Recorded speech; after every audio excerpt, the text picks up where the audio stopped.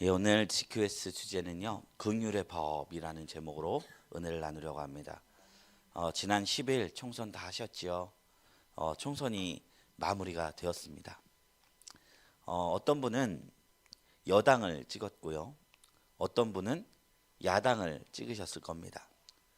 근데 마음속에 내가 생각했던 정당이 되었냐, 안 되었느냐, 이것에 따라서 환희를 느끼신 분도 계시고 실망하셨던 분도 계셨을 것 같아요.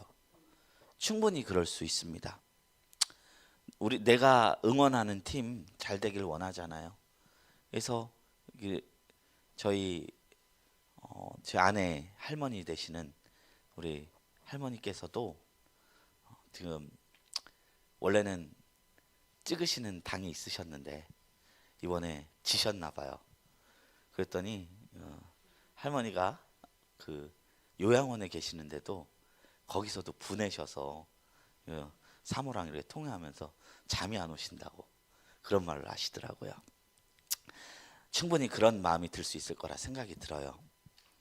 그러나 그런 마음을 조금 뒤로 한 채 한 발짝 떨어져서 바라보면 하나님 나라의 백성, 우리가 예수님을 왕으로 부르고요, 성도로서 하나님 나라를 바라보는 그 신분으로서 우리가 생각해 볼 점이 있는 것 같습니다. 예수님이 왕이라면서 세상의 통치자가 누구냐에 따라서 그 진영 논리에 빠져서 일희일비하게 되면, 그리고 그것 때문에 우리가 좌지우지하게 되면 그것이 과연 바람직한 일이냐. 어떤 사람은 우리가 기독교인이라면 어디를 뽑아야 한다라고 주장합니다. 누구는 여당을 뽑아야 된다, 누구는 야당을 뽑아야 한다, 그래야만 하나님의 뜻이 이루어진다라고 주장합니다. 이런 목소리는 보수 진보를 가리지 않고 어디에도 있습니다. 그런데 우리가 성경을 면밀히 살펴보면 하나님의 뜻이 이 땅에 이루어질 때는 하나님께서는 어떤 사람을 통해서도 일하는 것을 발견하게 됩니다. 가령 하나님은 주님의 뜻을 선한 왕이었던 다윗이나 히스기야나 요시야를 통해서도 이루셨습니다. 그건 당연한 것이고요, 심지어 악한 왕을 통해서도 하나님의 뜻을 이루셨다는 겁니다. 더 나아가서요, 이방 왕을 통해서도 악한 세력이 세워져서 이스라엘 보기에 너무나 악해 보이는데 그 갈대한 우리은이 일어나서 그 이스라엘 유다를 무너뜨린다는 소식을 하박국이 깨닫자마자 이해가 안 돼서 내가 막루에 서서 하나님의 목소리를 기다리겠다, 이게 과연 옳으냐, 이랬던 적도 있었습니다. 그런데 그것 또한 하나님의 뜻 가운데 있음을 발견하게 됩니다. 이방인이었던 바벨론이 강성해서 유다를 멸망시켰을 때 느부갓네살 왕에게 권세를 주신 분이 누구셨죠? 하나님이라는 것입니다. 다니엘서 4장 32절에 느부갓네살이 자신이 이룬 제국을 보며 나는 너무 위대하다고 소리치니까 하늘의 천사가 느부갓네살에게 이렇게 이릅니다. 지극히 높으시니가 사람의 나라를 다스리시며 자기의 뜻대로 그것을 누구에게든지 주시는 줄 알기까지 너는 짐승처럼 살아가게 되리라.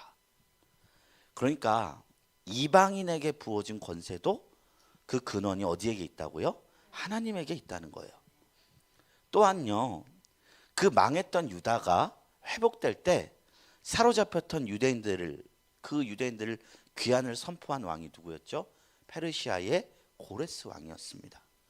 에스라 1장 1절에 보면 바사왕 고레스 원년에 여호와께서 예레미야 입을 통하여 하신 말씀을 이루게 하시려고 바사왕 고레스의 마음을 감동시키심에라고 나와 있어요. 이게 이방인 그 정책처럼 하고 있지만 결국에는 그게 하나님이 그를 사용했다는 겁니다. 또 다른 성경을 보면요, 하나님께서는 신실하지 않은 사람들의 악한 계획을 통해서도 하나님의 선을 드러내는 것을 보십니다. 복음서 보면요, 예수님께서 십자가에 달리시기 전에 대제사장들이 주님을 넘겨주는 장면이 나와요. 그 대제사장의 마음에는 뭐가 있겠어요? 악한 의도가 가득했겠죠. 그러니 율법에서 그만 재판을 굽게 하는 거, 그것도 행했고요, 시기와 질투에 눈이 멀어서 예수님을 빌라도에게 넘겨주었습니다. 이게 굉장히 악인데요, 우리가 이거 한 발짝 떨어져서 멀리서 보면 하나님이 하신 뜻이 보여요. 본래 대제사장들이 하던 사역이 무엇이죠? 가장 큰 사역이 대속사역입니다. 유대력에는 용키푸르라고 해서 대속죄일이 있는데 대제사장들이 지성소에 들어가서 온 이스라엘의 속죄를 담당하던 그 제사가 있었습니다.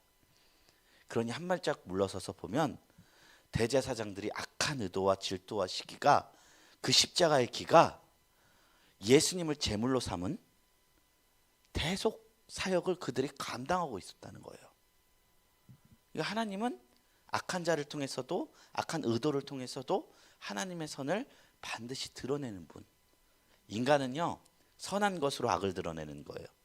이 세상에 에덴 동산에 있을 때 이 세상에 선한 것이 악한 것이 하나도 없었습니다. 그런데 죄가 들어왔잖아요.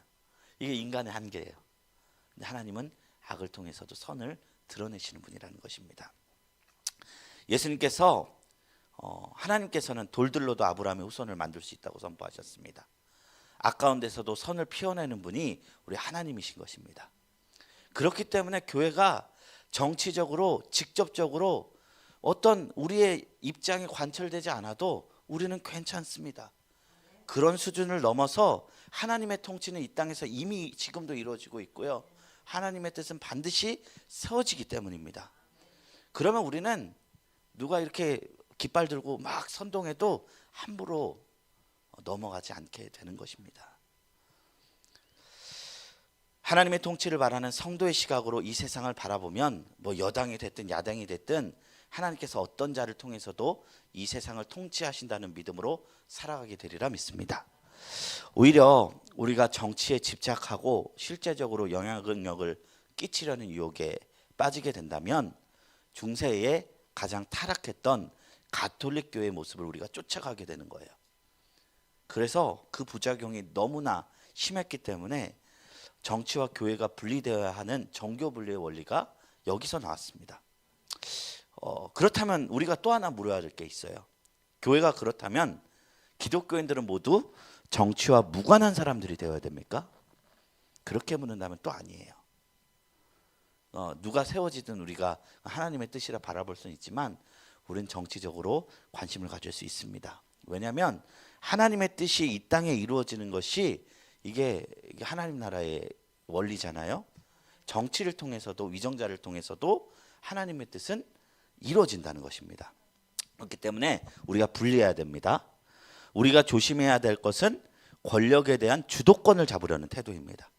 교회가 중심이 돼서 권력을 찬탈하려는 욕망을 조심해야 하는 것입니다. 이번에 정광훈 목사님이 이번에 청선 지고 영표 받으니까 이런 영상을 했더라고요. 지금 64만 유튜브 팔로우하는 사람들 다 빤스 벗고 나오십시오. 이런 말을 하고 있어요. 그게 너무 말이 안 되는 겁니다. 이게 이런 식으로 우리가 정치를 바라보면 안 된다는 겁니다. 그럼 우리는 어떤 식으로 정치에 영향을 줄 수 있을까요? 이 권력이라는 것은요, 나무로 비유한다면 열매예요. 열매. 우리가 다 열매를 따먹는 방식으로 정치하고 싶어 해요. 그런데 열매가 거저 맺히는가요? 아닙니다. 햇빛이 충분해야 되고 물도 충분히 줘야 되고 토양도 비옥해야 합니다. 그러니까 우리는 열매를 따는 입장이 아니라 가장 밑바탕 튼실한 이 좋은 땅으로서 역할을 정치적으로 감당해야 된다는 거예요. 이 세상의 성경적 정신, 하나님 나라에 대한 정신을 담아서 누룩처럼 퍼뜨리는 겁니다. 토양이 옥토고 햇빛과 물을 잘 주고 좋은 씨앗을 심으면 내가 이걸 뭘 거두려고 안 해도 좋은 열매가 맺혀지는 거예요. 그래서 그 아름다운 열매를 맺기 때문에 성경에 나오는 이웃사랑의 원리, 그리고 배려의 정신, 사람을 살리는 정신, 이게 이 세상에 퍼져서 열매 맺을 수 있도록 선한 영향력을 끼치는 것이 그리스도인으로서 우리가 정치적으로 해야 할, 교회적으로 해야 할, 감당할 사명이라 보는 것입니다. 오늘 말씀은요, 하나님 나라로 세워질 이스라엘 백성에게 사회법에 대해서 하나님께서 말씀하는 장입니다. 하나님은 이스라엘을 이제 가나안에 세우시면서 이스라엘이 장차 어떤 나라로 세워주시길 원하셨을까? 이 말씀 속에서 얘기했다는 것이죠. 하나님은 당신의 백성이 사회적으로 힘없는 사람을 통해서 긍휼의 마음을 가지라, 이 말씀을 통해서 담아두셨습니다. 부유하다고 해서 가난한 자를 함부로 대하거나 권력이 있다고 해서 힘없는 자들의 생명과 인권을 침해해서는 안 된다, 이것을 말씀 속에 담아놓은 것입니다. 이스라엘 백성이 이렇게 약한 자들을 돌보며 살아야 하는 이유는 그들도 애굽에서 종되었을 때 하나님이 베푸신 긍휼로 구원받았기 때문입니다. 그래서 하나님 나라를 이루는 가장 큰 정서가 뭐냐면요, 긍휼이에요. 긍휼. 연약한 자들이 긍휼함을 받을 수 있는 나라, 자비가 있는 나라, 용서가 있는 나라, 우리가 살아가게 될 하나님 나라의 기본 정서입니다. 그런데 이 땅에서 마치 복음서에 그런 비유가 있죠. 천국은 마치 천국 포도원 밭에 그 밭에 하는 그 주인의 비유 있잖아요. 한 싹새 그 하루의 싹을 약속하고 일꾼을 불렀어요. 그 사람은 어차피 일이 있어야 일하는 자니까 일을 했는데 이 주인이 이상한 짓을 합니다. 9시에도 12시에도 3시에도 심지어 일이 끝나기 1시간 전인 5시에도 일꾼을 계속 오는 거예요. 그러곤 정산할 때 다 한 데나리온을 줬어요. 그러니까 누가 열딱지가 나요? 저 아침에 온 사람들. 그런 사람의 정서는 천국에서 가도 부하가 쳐 올라서 못 있는 거예요. 그런데 있잖아요, 우리는 교회가 너무 좋잖아요. 기도하고 말씀 읽고 대화하고 행복하잖아요. 근데 어떤 사람은 교회에 있는 게 아주 죽기보다 싫은 사람이 있어요. 그런 사람이 하나님의 나라에 간다고 해서 그 나라를 누릴 수 없듯이 우리가 하나님 나라의 정서와 그 사랑의 정신을 알아야지만 그 나라를 이 세상에도 누릴 수 있는 것입니다. 오늘 마음을 다해서 그 말씀을 나누려고 합니다. 그래서 오늘 본문은 이것을 질문하고 있어요. 첫 번째 챕터, 하나님의 백성은 가난하고 소외된 자의 인권을 보장해야 합니다. 이웃에게 무언가 구워주고 전당물을 잡을 때 무엇을 주의해야 합니까? 10절에서 13절인데요. 정리하자면 전당물을 잡기 위해 함부로 집안에 들어가지 말아야 하며 그 전당물이 겉옷이면 해가 지기 전까지는 돌려줘야 한다. 겉옷은 밤에 덮을 이불이기 때문이다. 고대 사회에서 이 겉옷은 동시에 이불이기도 했어요. 지금 공장에서 이걸 뽑아내서 그렇지 다 수작업인 시절에 이 의복이 얼마나 귀했겠습니까? 그런데 이 겉옷을 전당물로 하루 이상 취하지 못하게 하는 건 하나님께서 뭘 얘기하고자 싶은 것이냐면 아무리 이 사람이 빚진 자라 해도 기본적인 생명권과 권리를 보장하라는 것입니다. 이것을 단순히 정의적 측면에서 보면요, 이해 안 되는 측면이 있어요. 빌렸으면 갚는 것이 정의예요. 빌려준 자 입장에서 잃으면 그 남의 돈 빌리고 이불 덮고 이게 단잠 자는 모습 보고 있으면 그 꼴 보기 쉬울까요? 쉬울까요? 어렵습니다. 아까 말씀드렸듯이 아침에 일하러 온 사람이 저녁에 일하러 온 사람을 보는 마음처럼 볼 겁니다.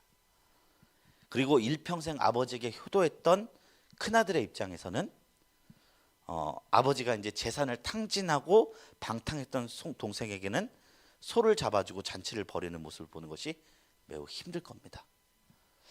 주인 말 잘 듣는 99마리의 양이 나는 주인 말 잘 들었는데 어느 날 목자가 확 떠났어요. 왜? 말 안 듣고 떠나간 그 한 마리 양 때문에 주인이 밤낮 양을 찾는 모습을 보면 질투가 날 수 있겠죠. 그럼에도 불구하고 하나님 나라의 기본 정서는 긍휼이라는 거예요. 긍휼이라는 열쇠가 있어야 이게 이해가 된다는 거예요. 하나님은 연약한 우리를 불쌍히 여겨주시고 십자가로서 죄인 되었을 때 우리를 구원해 주셨습니다. 의인을 위하여 죽는 자가 혹 있거니와, 그러나 우리가 아직 죄인 되었을 때 하나님께서 예수 그리스도를 보내셔서 하나님의 사랑을 확증하셨다. 로마서에서 말씀하고 있어요. 예수님께서는 우리에게 1만 달란트 빚진 자를 탕감해 주는 비유를 하시면서 우리에게 정의를 넘어서는 자비를 요청하십니다. 그 요청의 이유가 뭐냐면 하나님이 이미 우리를 그런 시야로 바라보고 있다는 겁니다. 율법에서는 아무리 채권자라 할지라도 채무자의 생명과 기본적인 존엄성을 침범할 수 없었습니다. 전당물을 잡기 위해 집안에 들어가는 역시 금지되었습니다. 아무리 가난한 자라도 사생활과 인권은 보호되어야 한다는 겁니다. 참 신기하죠. 이게 예수님 오시기 전 1000년 전에 써진 글에 이게 담았잖아요. 근데 우리나라 불과 한 50, 60년 전만 해도 사채업자들이 별짓 다 할 수 있었어요. 근데 이게 이 세상 지금은 이게 금지가 됐죠. 왜 그럴 거라고 생각하세요? 이 하나님 나라에서 율법이 서구적에서 이게 퍼졌기 때문에 그 정서를 우리가 받아들인 거예요. 그냥 이게 지금 우리가 그저 이게 이루어진 게 아닙니다. 주님께서 이 말씀이 지금 이루어진 게 너무 많이 있다는 게 너무 감사해요. 아무리 사회적으로 높은 위치에 있는 사람이라 할지라도 약한 위치에 있는 사람의 기본 인권을 함부로 침해해서는 안 됩니다. 사람의 생명을 존중하고 인권을 보장하는 행위는 단지 사람에게 동정을 베푸는 자선이 아니라 하나님 앞에서 행해야 할 공의와 의무다. 오늘 성경은 우리에게 이야기하고 있습니다. 그리고 두 번째 질문을 합니다. 가난한 자에게 품삯을 주는 원칙은 무엇입니까? 14, 15절에 나오는데 뭐냐면 당일 품삯은 당일 지급해야 합니다. 노동자가 당일 품삯을 받지 않으면 그 가족의 생명이 위태로울 수 있기 때문이다. 고대의 이 거류민들, 지금으로 치면 외국인 노동자들이죠. 그리고 일용직 품꾼은 노예보다 더 취약한 계급이었습니다. 성경적 노예는요, 노동자에 가까워요. 7년이 지나면 사면이 돼요. 희년이 되면 완전히 땅도 다 돌아줘요. 빚도 면제돼요. 그런데 이 거류민들, 그 이방인들은 하루 벌러 하루를 살아가는 사람들이었어요. 왜 그러냐면 이 사람들은 땅을 기업으로 받지 못했기 때문입니다. 지파가 다 있었기 때문에 이스라엘 그 유대인들은 다 땅이 있었지만 이 가나안 이방인들은 율법을 지켜서 유대인 사회로 들어왔다 해도 땅이 없었기 때문에 굉장히 근근한 생활을 할 수 있는 취약계층이었어요. 그런데 성경은 고대 사회에서 품꾼의 임금을 체불하는 것은 그 사람의 생명을 위협하는 정도가 아니라 하나님께서 이것을 미워하는 죄다라고 말하고 있어요. 이게 참 신기합니다. 우리가 거룩을 생각하면서 무엇을 생각합니까? 거룩한 삶이라고 생각하면 기도를 15시간 하는 삶, 그리고 뭐 예배를 밤낮 드리는 삶, 그런 것도 물론 포함이 되는데 하나님께서는 그 유대인들에게 거룩을 물으시면서 물론 예배, 하나님을 사랑하는 영역 그 부분도 하지만 너희는 거룩하라 하면서 이방인들에게 품삯을 밤새 주지 말라. 이게 거룩이래요. 성경은 이웃사랑을 이렇게 실제적으로 우리에게 기술하고 있는 것입니다. 성경은 일하는 자가 삭슬 받는 것을 정당하게 보장되어야 할 것을 교훈하고 있습니다. 자본주의 사회에서는 지금 현재도요, 근로자가 벌어들이는 돈보다 자본의 힘으로 투자로 비트코인으로 그리고 부동산 투자로 벌어들인 돈이 훨씬 많다고 해요. 아마 한 5, 6년 전에 집 한 채가 있었다면 지금 아마 한 4억에서 5억은 올랐을 겁니다. 우리가 5년 동안 5억을 벌 수가 없잖아요. 그러다 보니까 불로소득이 판을 치는 시기입니다. 노동이 무시받는 시대입니다. 근데 하나님께서는 노동자의 권익을 여기서 얘기하고 있어요. 이게 너무 신기한 겁니다. 세 번째 질문이에요. 범죄자의 친인척에게까지 죄를 묻는 연좌죄에 대해서 하나님은 어떻게 말씀하십니까? 이거는 범죄자를 통해서 하나님이 어떻게 할 것이냐? 뭐냐? 연좌를 묻지 말고 각 사람은 자기 죄에 대한 책임을 져야 한다라고 말씀합니다. 이게 오해가 되는 말씀이 있어요. 십계명 제2계명을 보면 그런 말씀이 있죠. 그 우상 숭배를 하면 그거 하나님이 3, 4대까지 벌하신다고 했잖아요. 물론 은혜는 1000대까지 베푸시지만 그래도 이게 이것이 우리가 오해를 해서 하나님이 죄에 대한 대를 이어서 주시는구나라고 생각하는 지점이 있는데 그게 아니라는 거예요. 이 부분에서는 그 하나님께서 분명히 말씀하셨는데 왜 아니냐면 고대 그 이스라엘 사회에서 한 장막에서 더불어 사는 대가족이 3대에서 4대였습니다. 그러니까 할아버지, 자녀, 손자. 지금 핵가족 시대지만 우리도 100년 몇십 년 전만 해도 대가족으로 살았잖아요. 이스라엘도 그렇게 살았다는 거예요. 근데 우리 생각해 봅시다. 이 대가족 시대에 한 사람이 경마를 해요. 그러면 이제 그래서 그 도박빚이 생겼어요. 그 고통이 3, 4대에 이르죠. 가족 전체가 고통을 받죠. 그러니까 이 3, 4대라는 말은 우상 숭배에 대한 그 형벌로 인해서 그 가족 전체가 고통을 받을 것이다 라는 표현이에요. 이게 죄를 대를 이어서 묻겠다라는 주님의 그런 의미가 아니라는 것입니다. 지금 가정에서 누구 하나만 방황하고 누구 하나만 병들고 누구 하나만 범죄를 저지르면 그 한 사람이 괴롭지 않습니다. 가족 공동체 모두가 그 아픔을 겪게 됩니다. 이것은 형벌의 유전적 측면을 다룬 것이 아니라 우상 숭배의 죄가 가족 안에서 발생하면 그 죄의 뿌리와 결과와 형벌이 모든 가족 공동체에게 임하는 것을 이야기하는 거예요. 본래 본문 말씀에 의하면 개인의 죄에 대해서 당사자만 책임을 물어야 하고요. 그 사람에게 이제 이 사람이 죽었어요. 근데 이제 상대방이 분이 안 풀린 거예요.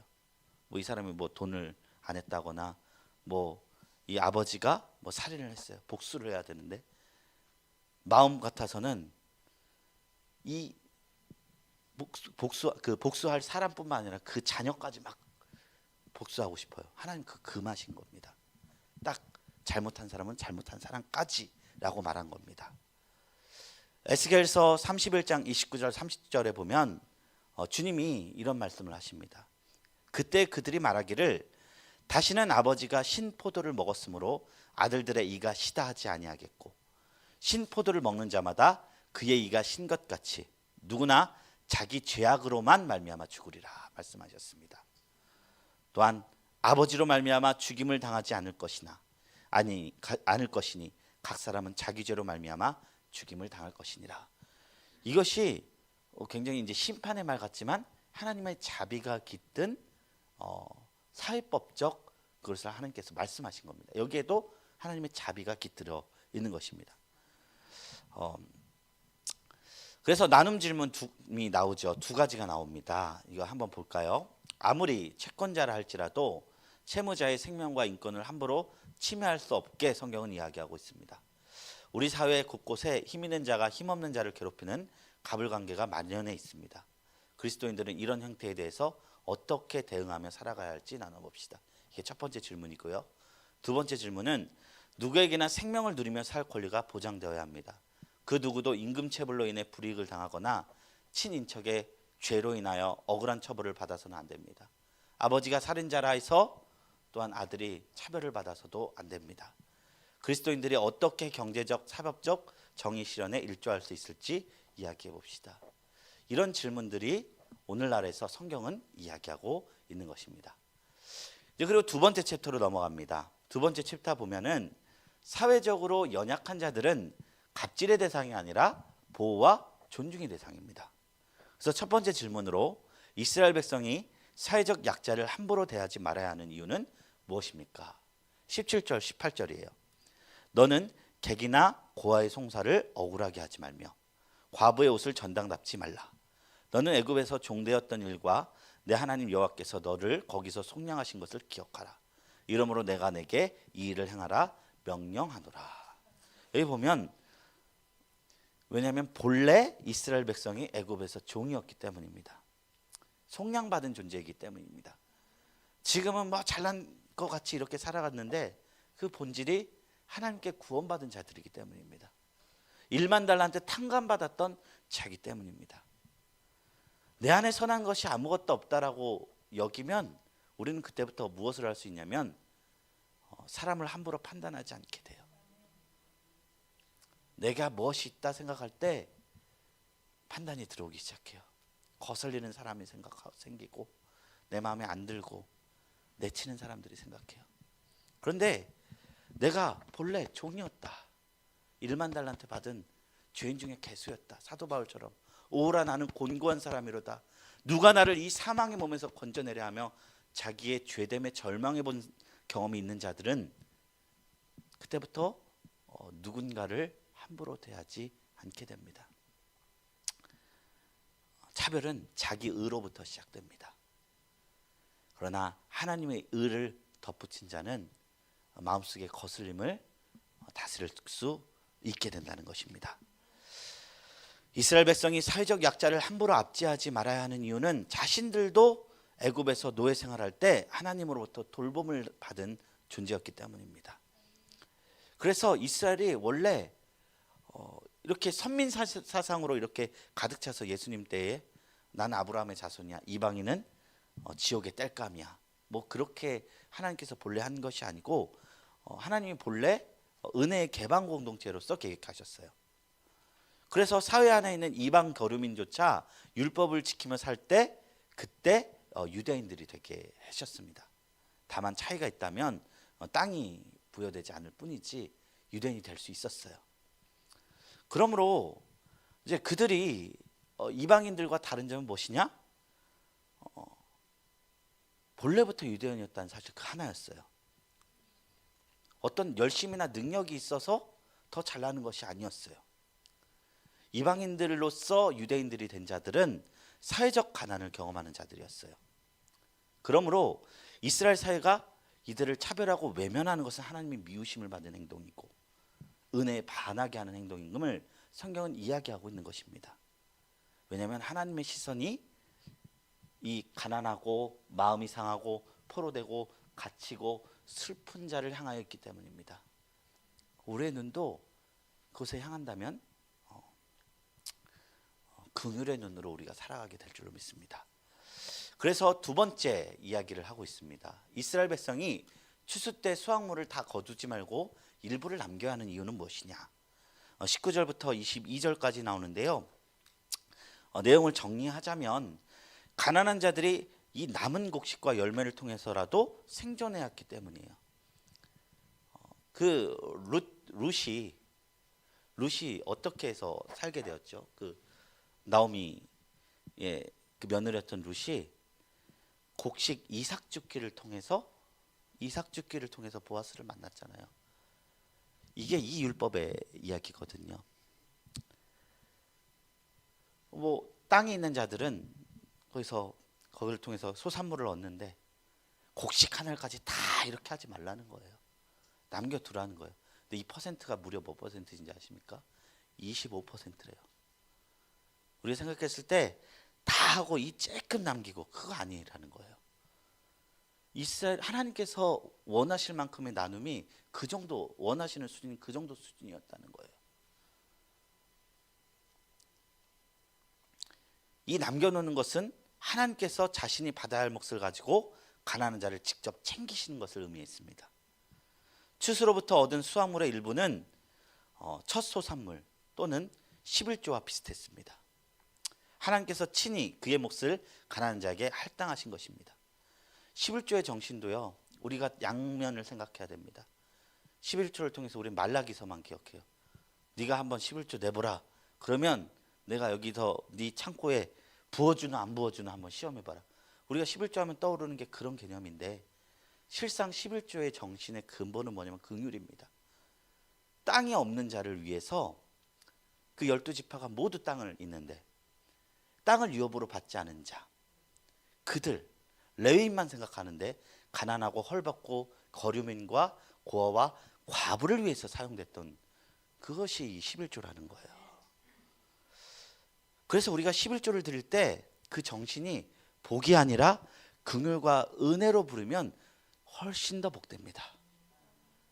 그러면 우리가요, 왜 복을 안 주세요 하면서 하나님 앞에 따지지도 않아요.